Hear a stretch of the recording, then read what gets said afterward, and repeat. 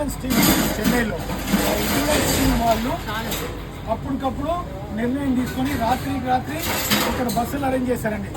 ఒక క్షేత్రంలో బస్సులు అరేంజ్ చేయాలంటే చాలా కష్టం కాబట్టి వారు మా విజిలెన్స్ టీం వాళ్ళు బస్సులు అరేంజ్ చేశారు. ఎందుకంటే మనం ప్రయాగరాజ్లో స్నానం చేయాలి, మధ్యాహ్నం లోపల స్నానం చేయాలి కాబట్టి